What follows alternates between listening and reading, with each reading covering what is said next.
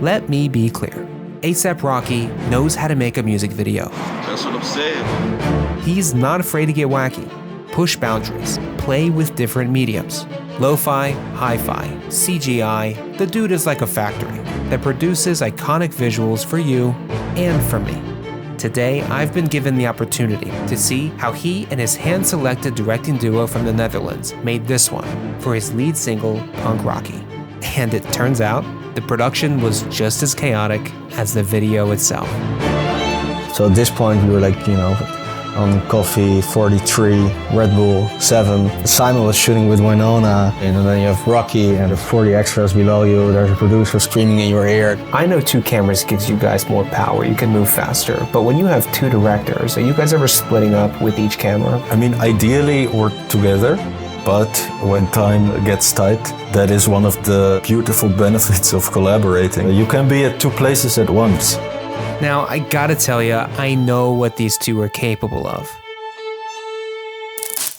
And it was cool to see how they work their magic alongside the visual icon that is A$AP Rocky.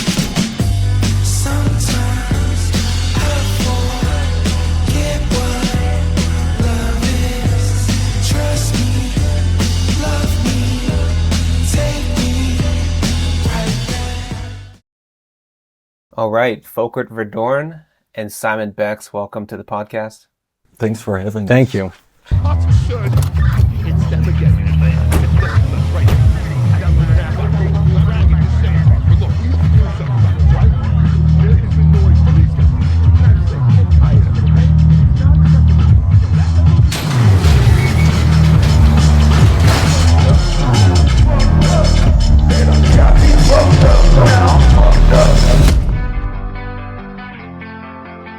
So we're going to get into how you guys brought this insane music video to life. But first, while I have the both of you here, I just want to know how you guys got this gig to begin with. How did we get the gig? We were shooting elsewhere in Iceland for a Chinese superstar. And I think during the first day of shooting, we were totally destroyed, tired. And I was sitting on the toilet and I got a message from a woman who said that she worked for A$AP Rocky and that we needed to hop on a call. This didn't feel right or correct, so I shared immediately with Folkert, who got the same message, and then we cross-checked her on LinkedIn. She seemed legit, turned out to be the real deal, and then just like here now, we were fidgeting with our camera, trying to look our best, and then before we knew it, we were on a call with him. Oh, sick. Okay. So A$AP Rocky had been familiar with you guys through something you had already done. Yeah, that's kind of what we assume, yeah. I think he saw the one we did together, the Zero Ismail music video that we also discussed here on the pod, of course. He asked us to, what our availability was, and that he basically wanted to lock us up for a couple months to work on the whole thing. And of course we played it cool, but barely were able to. And in the end, he came forward with Punk Rocky, the music video, and that he wanted to do that with us. And we got on it. I mean, what a world you guys have built here. You do it every time. I mean, like the last music video we broke down, it's this thing that's fantasy. Like, I know it's not real. I know it doesn't exist in the real world, but it could if reality were to shift and skew in these slight ways. Kind of just like paint this picture for me, what it is this world is and how it came to be. We had, of course, a lot of talks with him about like why us and what he wanted. And I think we were all 3 kind of really excited to build this world that felt familiar but wasn't, you know. We looked a lot at like PlayStation 1 and 2 cartoons from the 50s, like Tex Avery cartoon type things. And I think the entire film tries to capture this punk rock feeling, but in a very kind of sanitized white picket fence, Americana type of way. So we really wanted to play with this cartoon sterile idea of punk rock almost, you know? And I think that's maybe a little bit the weird world that kind of came out of it. Yeah. I mean, it was very much a collab with Rocky as well. The man is is very involved. So there's a core idea that came from him, which was set in this suburban world, and there was some of the characters and stuff. And I guess we started developing it together and kind of enhancing the things he was interested in as well, which is the cartoon-esque thing that takes every kind of element and kind of thinking about, what's a fun way to transcend that cartoon logic into our reality. And that's of course a fun thing to play with. And besides that, it was very much about creating this nostalgic image of America that but perhaps never, you feel familiar with it, but you've never been there, so kind of in that twilight realm, we tried to create something. And that was kind of the base of the whole thing. That's pretty interesting because you guys aren't American. I don't know how much time you've spent in America, but I think you guys give a really fun spin on this that maybe no American could come up with. I know a lot of this came from A$AP Rocky, but yeah, maybe because we aren't American, like you said, you're only exposed to kind of the exaggerations of it, right? So I think that's maybe also something we felt maybe more comfortable playing with or something like that. I mean, so you don't have a world without its characters. You guys, everything I see you make has these like really specific, interesting characters. I want to know how you guys develop them when it comes to them being this just odd and unique. Let's just run through them, right? This guy here. I gotta know, like, how much of this guy is real, right? A lot actually, but not everything. I mean, this man has been working out clearly. But besides that, we just try to enhance certain features of him. So we enhance his jawline.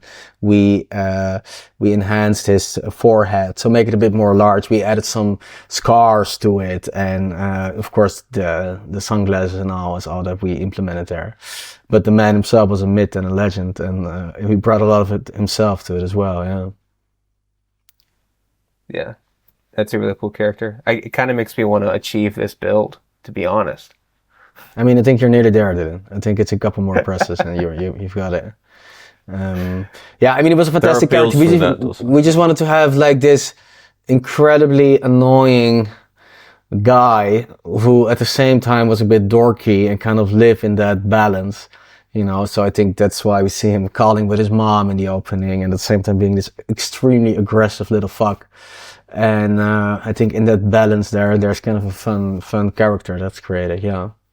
Absolutely. Yeah, he was a blessing to have on set also, because sometimes when you cast these people, like, it's a real coin toss, but the moment he stepped on set, like, he was fully down. He gives so much energy and fun to the character. Yeah, it was a really, really great collab with him. Yeah. I think he had mistaken the date, so he thought it was another day. So he was like in a completely different state. I think he did like an all-nighter driving to the set, and I think he hadn't slept that night, which of course helps for the character a little bit. Yeah, yeah. And not sleeping all night will make me aggressive for sure. I peeked the treatment a little bit to kind of see your guys' process while you were shaping this character, and I think the references are on point.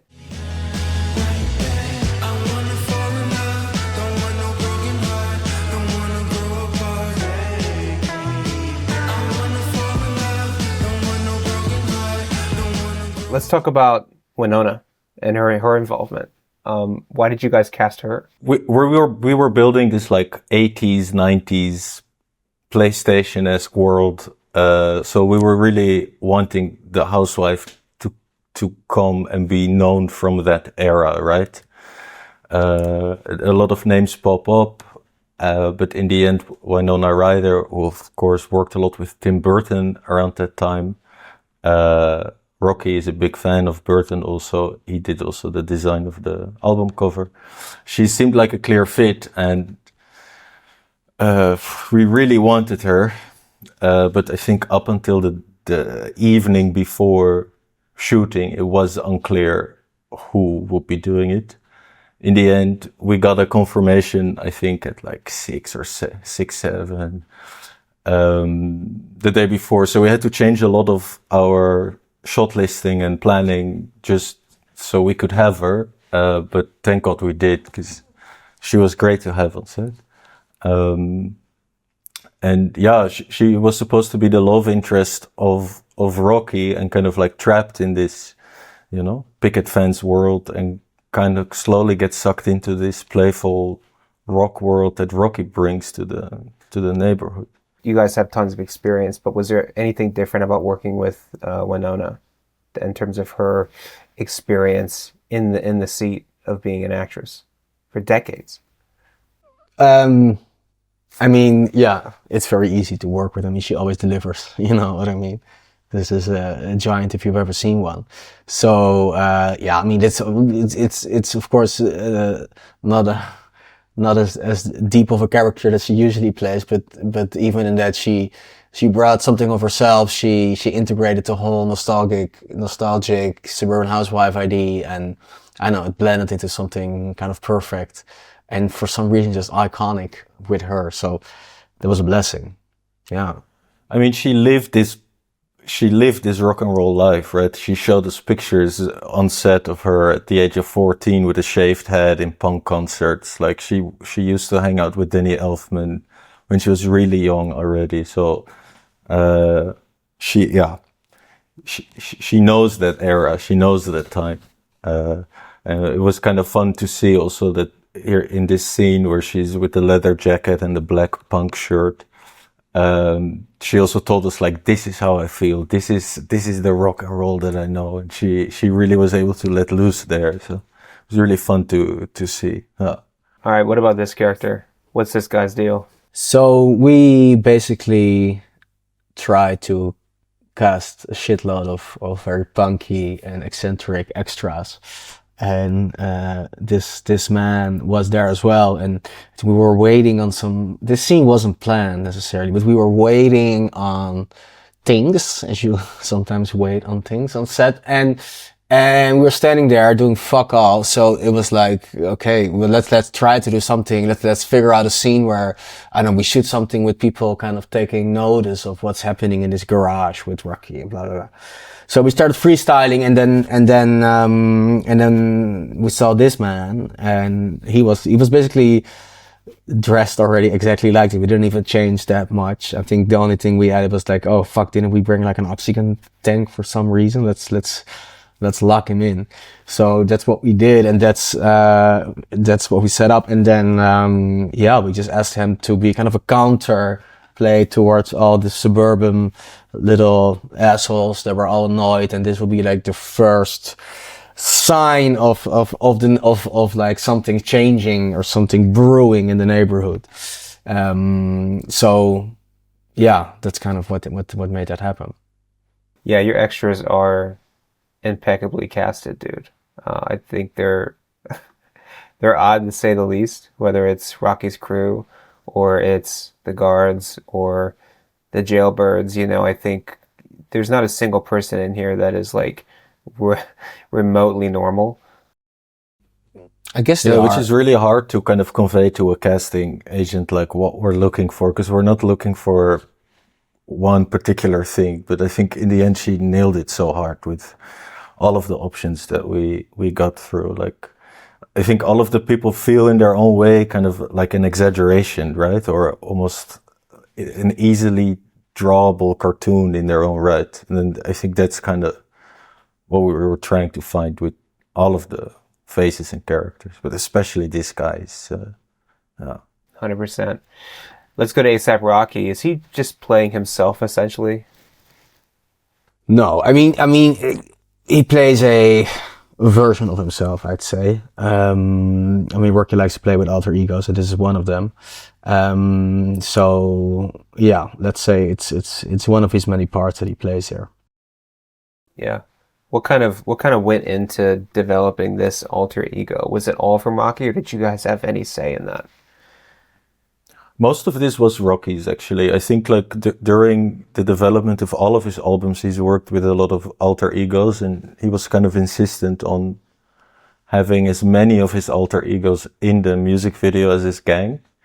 So a lot of his friends and musicians that collaborated on the album are all there dressed up as different versions from him. Basically, so the rollers in the hair, the stunt dummy, the shirt heads, these are all from his Marvel universe, you know?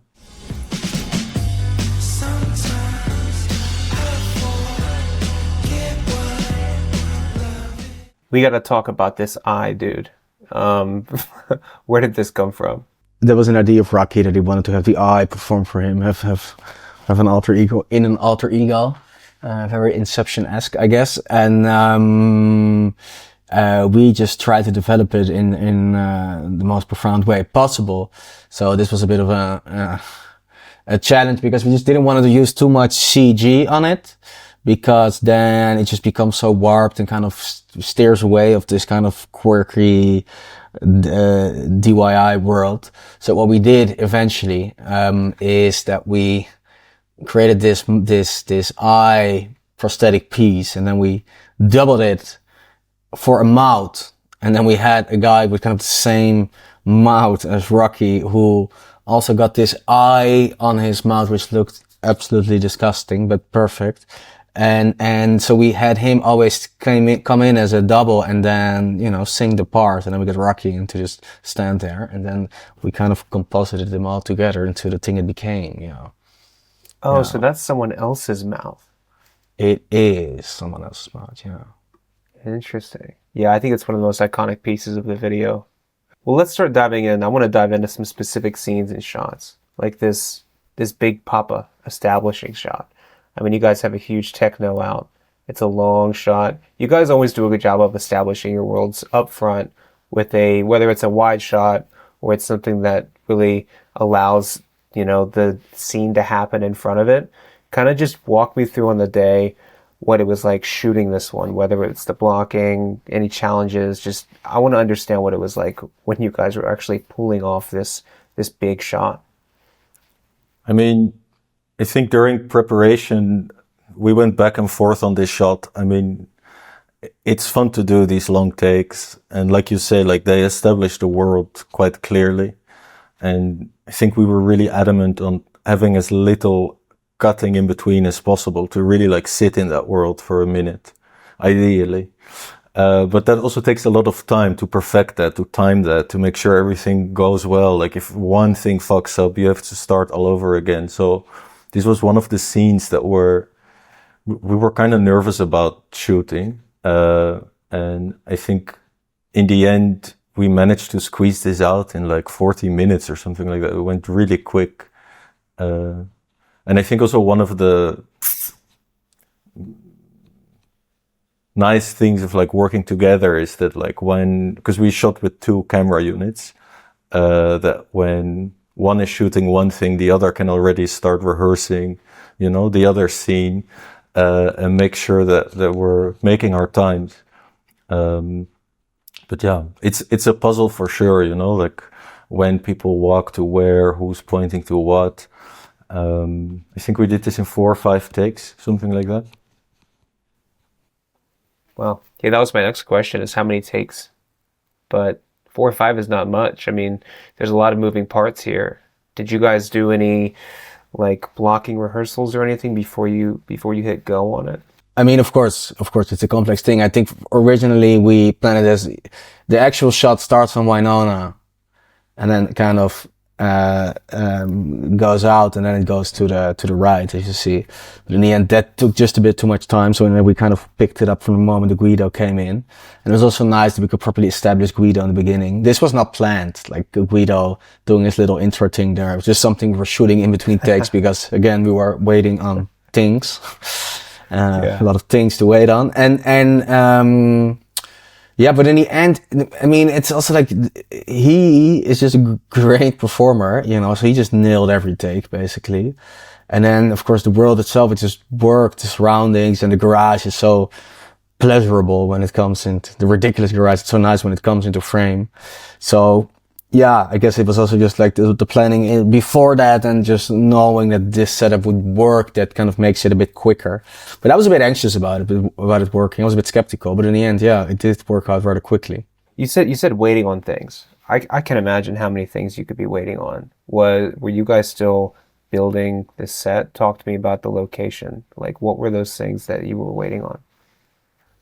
I mean, not one specific thing, but you're always waiting on things, you know. I think with these kind of projects, you are extremely ambitious, because obviously for us it's a major piece, so you want to give it the absolute fucking best you can give it, which means you have some very packed days, with a lot of moving parts and a lot of logistic complexities. And yeah, sometimes something takes longer, or something doesn't work. Maybe the garage door breaks down, maybe, you know, like things, you know, and then you wait and you sit there and you're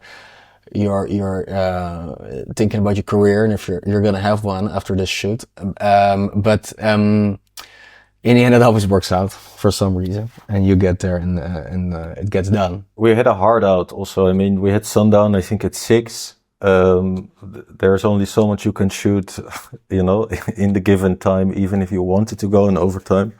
So anything you can steal in between these waiting moments is a blessing. And I think a lot of the most fun moments, like the screaming Guido or the reaction of the punk rocker with the oxygen tank, happens, you know, in these moments. Yeah, and that's also why it's so nice to have a 2-camera setup, because for one you set up ideally for like the main thing you planned, and then with the other one you can kind of fuck around a little and then see what else is there, what else you have missed. And you know, because usually there's something way more fun and unexpected, like Simon said, that really makes it blossom. It seems like you guys did a lot to this location. Did you, or was it pretty turnkey when you showed up? I mean, yeah, Simon? I mean, art, there's a lot of art involved in this, but it's also a huge place. I mean, it's like an entire driveway, or like a street filled with, like, half of them are fake houses, just like facades, and half of them are houses you can actually enter. So this isn't a real neighborhood? No, it's a lot. But we painted the entire garage, I think, white and black. I think all of the flowers in the bushes are fake. The fencing in the background is fake, I think. But when you're shooting that white, like, you need to consider, as you know, so much space. Okay, this makes sense to me now, because I'm like, whose driveway would allow you to do this to it, right? That stuff's really hard to clean up, I imagine. And the thing was also, like, even if we would have found a place, like later on in the video, there is a moment where they're performing on the roof of the house. So not only do we need to find a street where that was possible, where we loved the feel and the vibe, but it also needed to be structurally solid enough for like a group of 10 adult men to be able to jump up and down on it, you know? Yeah. So that was quite a puzzle to find. Yeah, totally. Let's go to this scene then right now. I mean, did you guys just shoot this that night? Yes. Yeah. Wow. It was a bit chaotic, to be honest with you. Like, I can imagine. I think we were just grabbing whatever we could at this point. Oh yeah, we were so fucking stressed up, because it was such an intense couple days, just with the amount of stuff we needed to shoot, and you know, the sun going down, etc. So at this point we were like, you know, on coffee 43, Red Bull 7. Simon was shooting with Winona in the crowd, and I was at the same time trying to get some of the performance stuff in. And then you have Rocky and Thundercat and Danny Elfman on the roof. You have 40 extras below you. There's a producer screaming in your ear that, you know, we're actually way over fucking time. And then you just kind of try to get something in between all of that. Yeah. Oh, wait, question. I know 2 cameras gives you guys more power. You can move faster. But when you have 2 directors, are you guys ever splitting up with each camera? Like, Simon, you go shoot Winona and I'll go get Rooftop stuff. Does it ever work like that?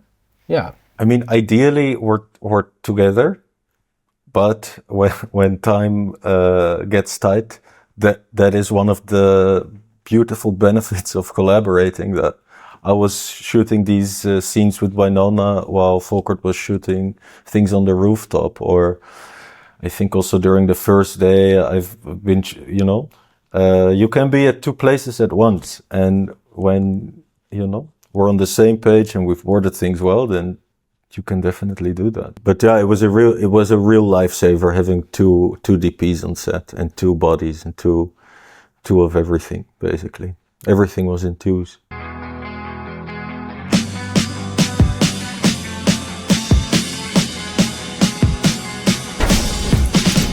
Let's bounce back to this scene here. I love this shot. I love the way that it's edited to the music like this. Was it something you found in post, or did you intend for it to end up this way? No, it was intentional. I'm glad you like it. We've been I think 4 days staring blindly at this shot, trying to get it right. I remember almost screaming, running out of the edit room because it just took so long to get this in a place where we were happy with it. Simon had a hard time with it, and I kept explaining to Simon, this is how you create art. This is the time you need to put into making something of quality, you know? That was a good learning moment for Simon, I think. Right, Simon? Folkert knows a lot about art. He went to school for it. So it's really good to hear from Folkert what and what isn't art. No? You guys are on the techno for this shot. Did you guys, when you planted it there, I mean, I know you had 2 cameras, but did you guys shoot this scene like right after that main establishing? No, it was later on. It was a bit later on, but it was indeed, yeah, the techno make is very convenient because you just, you know, you can move it around quickly and go to top shots, you can move quickly. Yeah, that's great.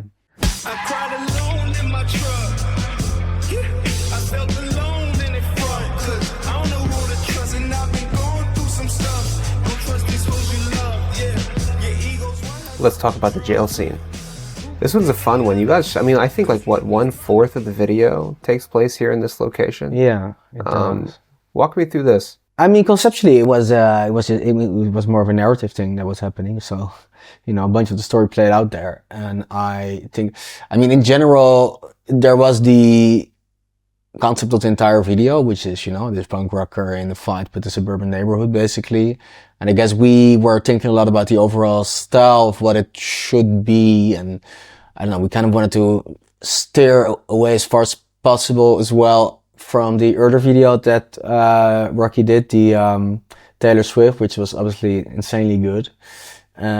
So we thought, what's the furthest away we can get from that in a visual style? And then we were thinking a bit about Roy Andersson and those kind of, those very, static, stylized, stiff kind of, setups. And that's something we thought, that's kind of funny and counterintuitive with this story. So let's do it. And, that's how the compositions at least came to life, as you can see here. What I love this shot in particular. It's not sped up. What is it? How did you guys achieve this exact cartoon-like look? It's basically a stop motion effect, right? So you cut out frames, and that's why it becomes a bit choppy. Yeah, and it's looped also, I think. So the last person who exit comes into frame again also. Also again, like an example of this cartoon logic, right? Where like you exit one way and you enter the other way. And those were all like little challenges to infuse that Tex Avery vibe. And then we had a really great photographer, Ariel Fisher, who shot all the mugshot type footage. Yeah, really great photographer. She's really amazing, and she was on set with us for the full 2 days. Also shot the most amazing behind the scenes, but these pictures are really, really great. It was a really good option for us also to have something to fall back to, right? Like if something in the edit didn't work, or, you know, in timing wise, we could always throw these in there. And in the end, I think we kept quite a lot of hers in, actually, because we just love them so much. Yeah, I love that you guys were able to mix formats like that, mix mediums. She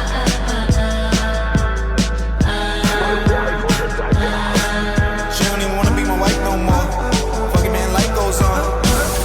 right, let's talk about this bathroom scene here.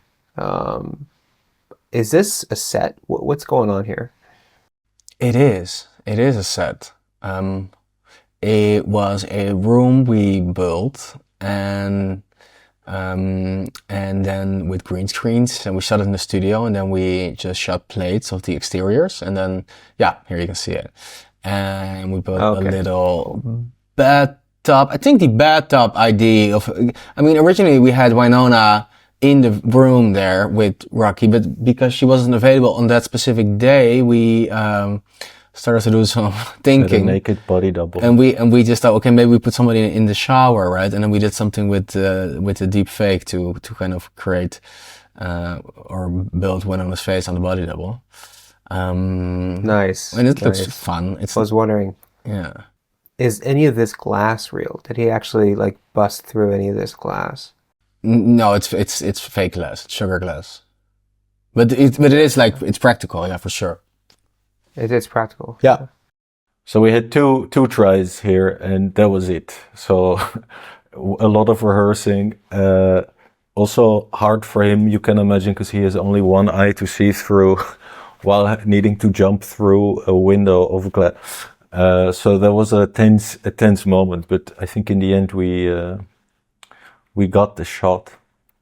But really scary to only have 2 takes for something like this, you know? Yeah, and we also we had a lot of issues. To VFX glass. We had a lot of issues because when he jumped, he bumped against the top there, and then like the whole wall started wiggling like a little paper house. So that we had to fix in post to kind of make it feel like an actual wall, you know, and not like a house of cards.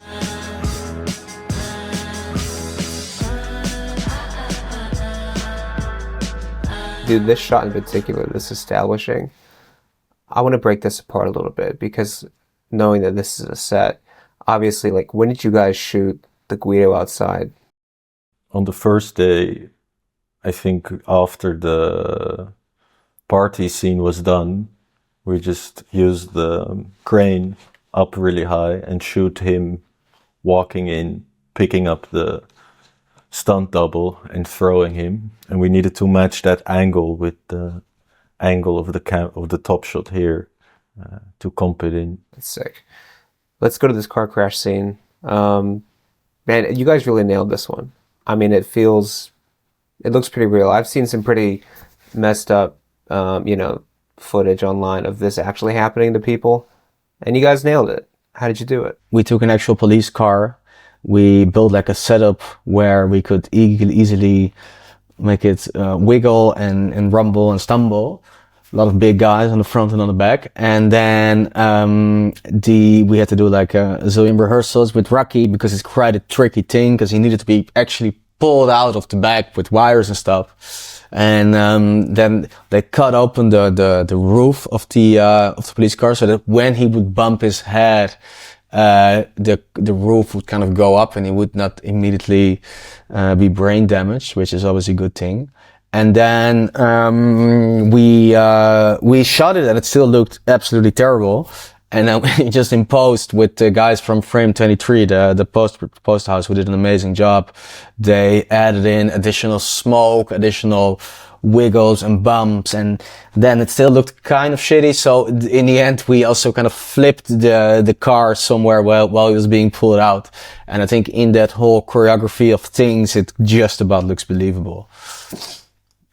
Oh, and I think for the background, we wanted to have the actual neighborhood. So somebody from Frame 23 side figured out to do it with like a 360 cam, shoot the neighborhood, and that way, we were able to, mimic the car actually crashing, because you can like rotate it all around because it's a 360 cam. Yeah. So this thing is credited as directed by A$AP Rocky, Folkert Verdoorn, and Simon Becks. And I know that the two of you guys have things figured out when it comes to how you work together. But what was it like having a third voice in the mix when it comes to making creative decisions? I mean, do we have it all figured out between the two of us? It's a big question. But I think in generally, like, we're figuring things out together is already, can be a challenge. With 3, it's usually a crowd. But what really helped is that because Rocky had already so many ideas before he even approached us to work on this, it didn't feel that when he was on set, he was intervening a lot with what we were doing. Like, he came up with great suggestions. He helped think along, but he wasn't in any way trying to, show himself as the third director. But I think in the beginning of the process, it was really nice to work with an artist that already knows what he likes, where things need to go, how things need to feel. And I think that 3-part credit is more that, right? That like there's a kind of creative alignment in the beginning of the collaboration. Because he's doing his own stunts, he's doing his own performance, he's doing everything himself. Yeah, I mean, was there ever any moments where you guys kind of didn't see eye to eye on things? Or, when it comes to like to the final say, was there any moments where you guys had any like disagreements on set or in the edit? I mean, disagreements is a big word, There were discussions, of course. Like there always are. I mean, the amount of discussions me and Simon have just with the two of us is a lot. But it's understanding where the other person is coming from and trying to find some kind of middle ground. It's relationship therapy. You need to come somewhere to a middle ground, or you decide to maybe not fight this battle and pick up the guns for the next one again. So it's like that. It's. And there's always a majority with 3 people, like there's no Mexican standoff. There's always a majority of people wanting to do one thing or the other. So I guess that kind of helps. This was a really big project, I think, for anyone to take on. What did you guys learn? Like, what did you guys walk away from this one? What I really enjoyed on this project particularly is that I think we all kind of felt that everybody was fan of the other people that were on set. Like, people were excited to work together with the other crew members. Like the special effects artist was fan of the art director. The DP was fan of the editor. So to have a kind of perfectly honed crew that not only cares about the project but also about like being part of that, of the bigger family where everybody loves each other's work.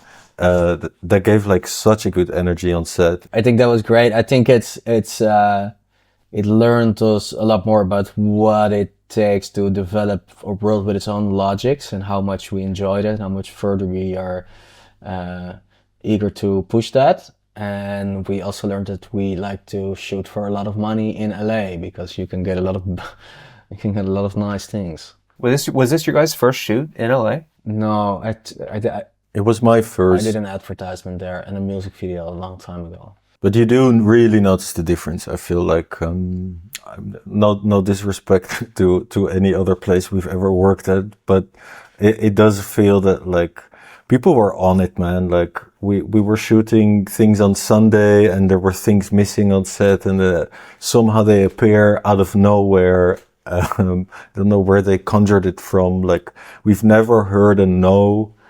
There was always maybe yes, or maybe we could solve it, or there was just so much willingness and readiness to like think along with us instead of like thinking in problems. And I think it's such a big project also, so everybody who works on that project wants it to be great.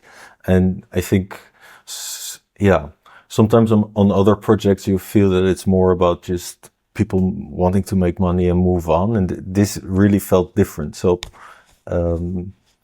it's really a huge difference in that regard. Yeah. What's something that went right? Something where it's like, oh, if it were not for that thing, this wouldn't be what it is. I think like the collaboration with Rocky, I mean, we didn't know the man before flying to LA. He saw a music video of us and he wanted us to do it. That could also have resulted in us really not vibing well, or like really not agreeing on a certain type of aesthetic or feel. But he was jumping up and down when we were shooting things. Like he was really excited. It seemed like there was like a good match of like what we think is cool and what he liked, right? And that could have been totally different. Like, so I'm in that sense, I'm glad that we kind of like matched creatively also, and it wasn't a lot of push pulling about major things. Oh. Yeah, for sure. Because that would have fucked everything up. You know, it's already complex enough. 100%. You know, and he was an involved man. It's a very smart man. You know, and it's a lot of trust and understanding, and yeah, that was great. And it's, yeah, I think also, especially on the second day, like we really felt kind of safe, secure, and confident enough to also say when we really didn't like things or suggestions, right? Like you're still working with someone who's really renowned, well-known, has a clear creative vision. But he also gave us kind of the feeling that if we disagreed with him, like we should say it, and we did, and that was respected also. And that's kind of what you want if you collaborate, right? That you can just say what you feel and think and not just say yes because he is saying it. I mean, going back to your feelings probably when you got a call from A$AP Rocky, is there anyone working in the industry right now that you would be as excited to work with? I would love to work with Rosalía. Yeah. It's getting a little bit crazy how much he wants to work with Rosalía. I'm just like, a little bit obsessed. You see Rosalía, if you're listening to this, I would love you to know that I would really love to. I've emailed you a couple times. I've called you. I've been to your house. I would love to, if you're watching this. Show him the Rosalía posters, Folkert. I'll show the tattoo. I'll show the tattoo. Rosalía, just call the guy back. Please. Come on, be humble, be kind. No, I think I would love to work with Rosalía. I mean, there's a lot of creative. It's also really depending on like who has an interesting visual output, you know, like Drake is an interesting artist, but he doesn't have great visuals. I mean, somebody like Travis Scott does. Yeah, I'm also thinking maybe like, we'd love to do a like Lana Del Rey or like a Charlie XCX. I think would be really cool to do something with. Doechii is sick as hell, would be amazing. Justice. Whoever you are, call us and we'll... Yeah. Yeah, what's next for you guys? You guys are like on a roll with this kind of stuff. What would be, I mean, what's the plan, the grand plan between you two? I think it's developing the artistry as much as possible in as much directions as possible, and in investigating deeper into what that world that we like to create is, and just expand that. It's like a metaphysical world domination to a certain degree, maybe is the intention.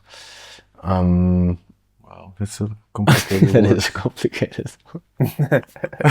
Do you know what that means? I do know what it means, Simon. That's why I used it.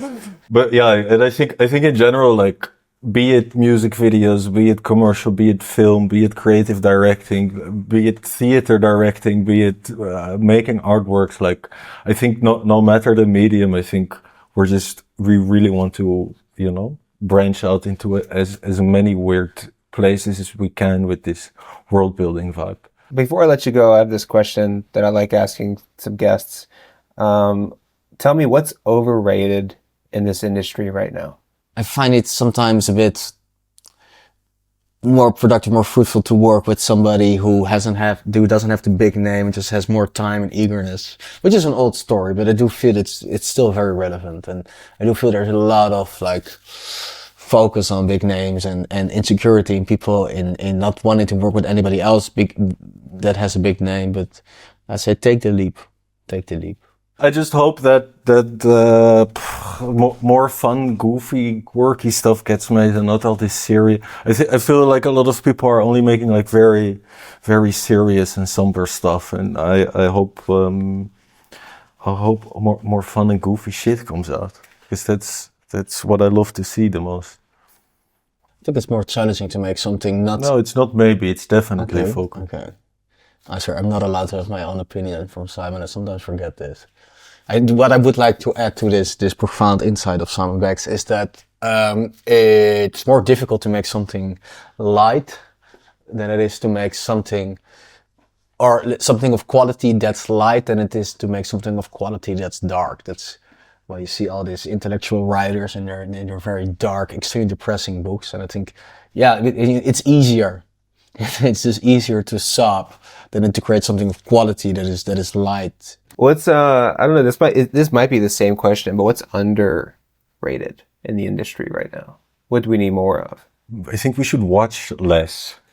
I think like when we're developing things, like I also noticed that we do it a lot, that like we go immediately to like Pinterest or Shotdeck or what movie have we seen that looks a little bit like the thing, blah, blah, blah, blah. And I think it just, I don't know, reading or finding inspiration from other places without regurgitating the same images over and over again.